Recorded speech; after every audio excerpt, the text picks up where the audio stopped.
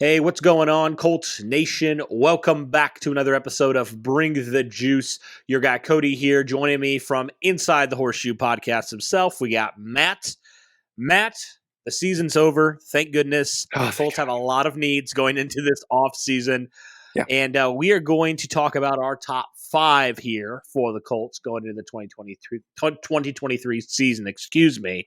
Mhm. And we'll kind of go in, discuss. And again, I'm sure some people will go on this and say, oh, I'd rather have this position ahead of this position. But as we were talking, we kind of decided on these five positions. And Yeah. honestly, there's probably a couple other positions the Colts could address as well, either in Mhm. free agency or in the draft. But we are just going to go with our top five. So coming in at number five, we have to talk about the wide receiver position, right? And the reason I think it's only five is because look at what you've invested in the wide receiver position. You've invested multiple second round picks. I mean, your top three receivers are all former second round picks now. Especially Alec Pierce is the most raw guy out there. Mhm. And I thought he had a pretty solid rookie season. You have Michael Pittman, who definitely had a down year. And then you had Paris Campbell, who had his best year, played all 17 games.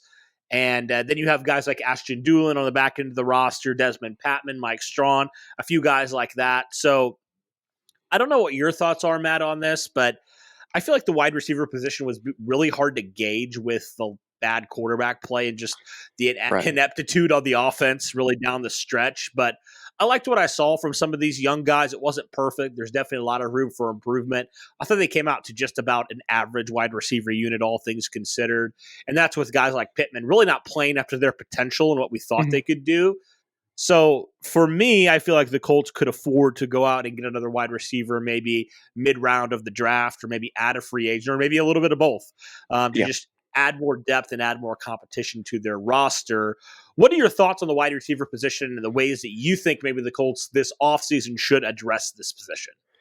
Yeah, I like a lot of the guys in the receiver room, I like Pittman still. Jury's out on whether he can be a number one receiver or not. It looked like he was going to be after his second year, and then after this year, it's still up in the air, I think. But I like him. Pierce, obviously, I like.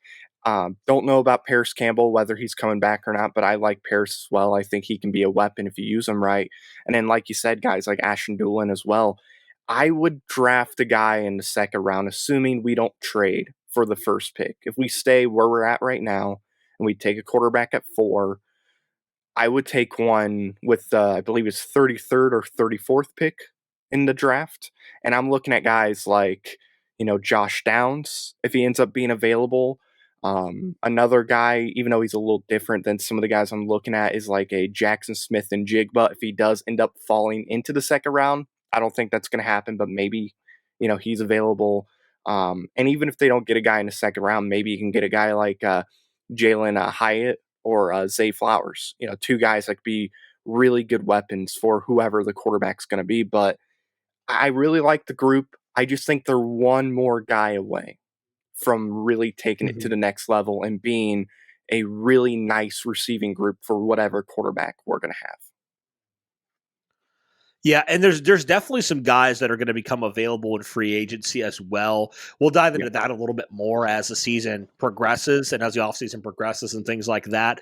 And we'll see which guys return to their respective teams and which guys don't. But there are a few names here that would definitely pique some interest as maybe a guy that could come in and provide some competition and maybe get some playing time with this receiving room as well. Especially like you mentioned, if the Colts don't have maybe a pick till round 3 or 4 Yeah. to pick a wide receiver. Maybe the Colts will like to go sign a guy, go find a proven guy out there for Mhm. their new rookie quarterback if they do trade up to number one and take Right. Stroud or Young or one of those guys. So, yeah, we'll see on that. But I think wide receiver certainly needs to be mentioned. Even if you do re-sign Paris Campbell, I mean, he played 17 games, but Matt's the first time in his career he's even sniffed that. So Right. I think it's wise to have some insurance there. It's wise to have some more depth there at that wide receiver position Mhm. because, what you've seen for Paris Campbell for the majority of his career, he hasn't played all 17 games or 16 games in the season. And so I think that just bears monitoring and just that bears caution as well. I think it's just a wise decision in general. So wide receiver comes in at number five. I want to throw in number four. Guard position, I could easily just put this interior offensive lineman because we'll see what Yeah, happens at center with Ryan Kelly if he does stay. If he right. gets traded, if he gets cut, if he retires, I don't know. One of those, could happen. But I do think interior offensive lineman of some sort needs to be addressed maybe once or maybe even twice, honestly, because you think about Will Fries. I thought he played fine at right guard, but I think you would be good to look for some more competition there for him Yeah, and just adding more depth in general. I mean, that was really something that hindered the Colts last year on the interior. I mean, the offensive tackles for the Colts for the majority of the season were the strength of this offensive line, and the interior really struggled at times. So I think the Colts would be wise to go, add some proven depth or add a guy in the draft or something like that. Just add some more competition at guard so that you don't end up with a Danny Pinter situation where you have really no other option and you have to rely on Will Fries, who was really never in the mix until things got really bad with Danny Pinter. So yeah, I think that's definitely a position. What are your thoughts on just the interior offensive line / guard? I agree. I think you have to add depth to that group right there. You got to get a guy that can compete, with Will Fries. I like Will Fries. I think he's a pretty solid right guard, but it's at that point to where if you're in the draft, second round, third round, and there's a guy that you think could be a starter at right guard, take him, is what I would do. I would look at the guard from Florida, Osiris, I believe is his name. I would look at him as somebody to take if he's available in the second round. He might go in the first round. And it also depends what you do with the receiver there. But yeah, add depth at the very least. I like Danny Pinter, so if you get rid of Ryan Kelly, I would be okay with him starting at center because when he plays center, he tends to do pretty well. But I would still add another center, even if you do move on from Ryan Kelly. You're going to have to anyway, obviously. But um, yeah, the key is add depth, create some competition, and hopefully you get a really good group next year. And hopefully Jeff Saturday is our offensive line coach.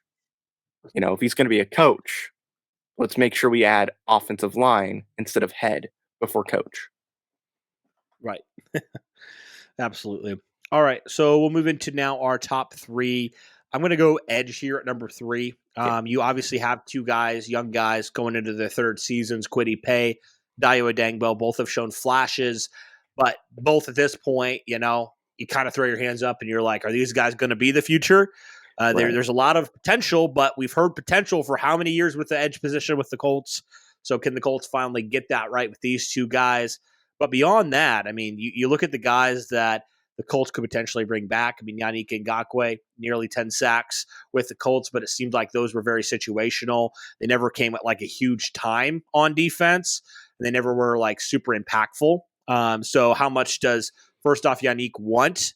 And then second off, how much are you willing to pay him? Yeah. And third off, what does his role look like? Like is he just content with just being an edge rusher because he's really not that great against the pass? In fact, I think he was the worst edge defender or one of the worst at stopping the run. So you bring him in, I think he could do well as a situational pass rusher, but that's about all I'm comfortable with. Bringing in Yannick Mhm. Ngakoue back, and then you have Tyquan Lewis, but he's had two major injuries back-to-back years. So do you feel Yeah. comfortable bringing him back again? But beyond that, the cupboard's pretty bare at defensive end right now. So do the Colts potentially look to add a couple more guys here? Maybe some edge guys, maybe some vet edge guys, maybe some guys in the draft. I'm going to think it's probably going to be more of a free agency approach, in my opinion.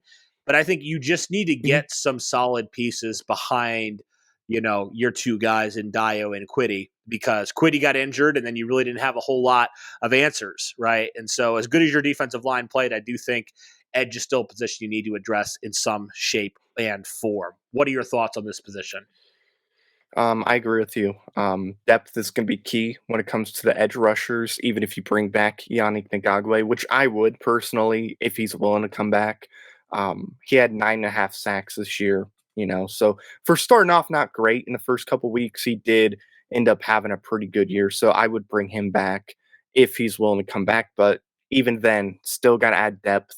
I think Quiddy is definitely somebody that could be your starter when it comes to edge, or at least one of the starters because when he played and when he was healthy, I thought he did quite well, and I think he's only going to get better. Same with Dio. I think he's going to improve as he continues to develop. But I haven't really looked at the guys that are going to be available in free agency, but you know, that's something you're gonna have to do. Bring in a couple guys and you know, hopefully that improves our pass rush.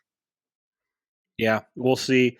What that brings. There are, a few names that you're like, okay, that would not be a bad bring in guy to kind of add some depth pieces to, or maybe even challenge for a starting spot as Right. well. I don't think competition hurts anybody. So, yeah, that's definitely a position because it's so important because of the value and because it's a premium position. Yeah. I think you have to talk about it, even though you do have two young guys you're excited about. You still need to figure it out and need to figure it out fast. So Yes. all right, let's move to the top two here. I think just strictly because there's a lot of uncertainty outside of really the top two guys.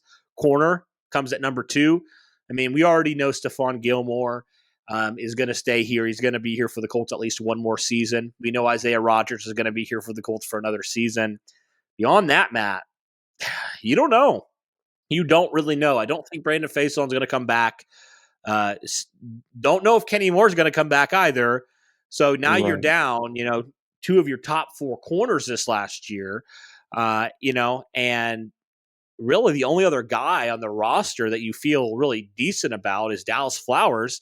But, Yeah. he still struggled. He still was a rookie. He still hasn't played a Yeah. whole lot of NFL corner. So I think corner is definitely a need that you're going to have to address. And even though you have your two outside corner guys, Gilmore's only on a 1-year deal. He only has one more year left on his contract. So you got to potentially, look to find his replacement as well.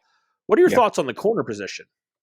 Yeah, you gotta address this for sure. I do think there's a chance that Faison does come back because he's a Gus Bradley guy. So assuming Gus Bradley is here as our defensive coordinator next year and for however long after, I do think Faison is somebody that will probably end up coming back. I do think Kenny Moore is gone. I think he's going to be traded, if I'm going to be honest, or he'll get cut. One of the two. I would be shocked if he played for us week one. I don't really see him coming back. He clearly wants a big payday. I don't think Chris Ballard is willing to give him that payday, so I think Kenny Moore is gone. And I like Kenny, but I just I would be shocked if he's back. And then Gilmore, the only way I think he's back after this season or this upcoming season, I should say, is if this team just looks completely different and they look like a contender. That's the only way I see Stephon Gilmore coming back. So odds are you're losing at least two guys at corner. You're going to have to really address it. I would draft somebody, in like day 3 and then develop them. And then hopefully they develop properly and they can become a starter and take over for Gilmore whenever Gilmore leaves. But yeah, they're going to have to add some guys for sure, I think. It's going to be very, very important for them to do so. Who they're going to add, I don't know. There's some guys I think that are going to be available day 3. They're going to be pretty solid, but yeah, corner is something very important for this team. Yeah, we'll see what they do at corner for sure. Yeah, and I guess the good thing about Ballard and Company is where they've really found gold is those mid to late round corners. They've done a really Yes, good job of finding some really good secondary players, that aren't, first round picks or even, second round picks. So right. yeah, I'm definitely excited about potentially drafting a mid to late round corner because it seems like Ballard can find those guys pretty good and knows what to look for in NFL corners. So we'll see. Hopefully that's the way they go, and maybe they add a vet as well. I don't think they bring back Faison with Mhm, how bad he was. I just can't bring him back in my even though he does know Gus mhm. Bradley. It's like I'd rather just throw a rookie out there and see I what he mean, has. We already know what Faison can do, right. and it's Well, not a whole lot of good. So I'd I rather felt do like he that. improved. I thought he improved a Yeah. little bit. As the year went on. I think he's somebody. I'm not saying start him. I think, but somebody coming off the bench, just like a depth piece. I think he'd be pretty solid for that. I don't think he should start. No way. But I thought it was a crime that Rogers didn't start over him, and I was at the point where I thought we should prosecute Gus Bradley. Take him to the Indianapolis police station and question him about why he's not starting Isaiah Rogers. But no, in all seriousness, no. I think as a depth piece, somebody that can come in, come off the bench, I think Faison would be okay. He'd be better than a lot of other options at that. type of role. I don't know. He was really bad. I wouldn't Because do it personally, but I was teach their own. trashing on him, but I do think he improved to the point to where, again, just a guy that can come off the bench. He doesn't need a lot of playing time, but somebody that can come off the bench, I guess. Hmm. Well, you can take him. I don't want him. But we can move on to number one. Pretty obvious. It's one we're going to be talking about all offseason. The quarterback position. Yes. Got to address it with that first round pick. No question about it. Whether you stay at 4, whether you move up maybe to 3, Yeah. maybe you move up to 1 with Chicago. I mean, there's a lot of options the Colts could have here. It all obviously hinges as well on the CJ Stroud decision. Will he come back to Ohio State? Will Right. he declare for the draft? Hopefully he does for the Colts' sake, because that makes things a lot easier for them to really have their pick at quarterback. And so, yeah, we'll see exactly what happens there. But Matt, what can you say? We've said it already. It all Yes. revolves around the quarterback. If you don't have a good Hmm. quarterback in this league, you're going to be exactly where the Colts are and have been, where you're, sitting there just outside of playoff contention, or you're just flat out terrible and you're having the opportunity to get a guy like the Colts are this year. So, Yeah. quarterback, undoubtedly, the biggest position of need, and I don't think there's any question of how you address it either. You draft a guy. Yep, absolutely. You have to draft a guy. No more, let's go take somebody's scraps. Let's go get our own guy. Let's develop him and let's see what happens. You got to take that chance. If it doesn't work out, you know what? It's okay. Draft a guy in the following draft. But I'll say this right now. If CJ Stroud, for whatever reason, says, you know what, I'm coming back to Ohio State. I'm gonna risk getting hurt and letting my draft stock plummet. Then I guarantee you the Colts will not trade for number one. If CJ Stroud is not going to be in the draft, I think if he is, the Colts will try to go and get that first pick because I don't think Ballard believes that Will Levis will be at number one. I don't even know if he's as big on Will Levis. He might look at him and Anthony Richardson, and he's kind of a potential guy, right? He might look at Richardson and say, "Hey, I don't think they're that far off," and they're not. They're very close. I'll just stay at 4, and I'll take whoever's available, or I'll trade back and I'll get Richardson. And I'll trade back with like Carolina or you know, name a team that needs a quarterback that's in the top 10. Um, but yeah, it's CJ Stroud if he's available. If not, you got to go Richardson. I think personally, I just don't think Will Levis is worth it. Bryce Young, I would love to have him, but there's no way Chris Ballard is taking a guy that's 5'6" and can be knocked over by wind. There's just no way that's going to happen at all. Um, but yeah, I think it's very important. And we've seen you can easily, with a top 5, top 7 quarterback, make this team a contender. Easily can. I mean, we've seen many quarterbacks that have done that. I mean, look at Jalen Hurts. When he's playing, the Eagles are a one-loss team, one of the best teams. It's not, if not the best team in the league. Then he's gone, and the team loses like 2 games straight. So yeah, I think quarterback's important. You got to knock it out. Yep, absolutely. Well, guys, that'll do it for our list here of the top 5 needs for the Colts going into the 2023 offseason. We said wide receiver at 5, guard/interior offensive line at 4, edge at 3, 2 is corner, and number 1 is the quarterback position. Let us know your thoughts. Do you agree with our list? Do you agree with maybe the way that we put our list together? Do you think there's another position that's maybe more of a pressing need or less of a pressing need? Let us know these things in the comments below. But thank you guys so much for tuning in. Really appreciate all the support. And as always, guys, go Colts.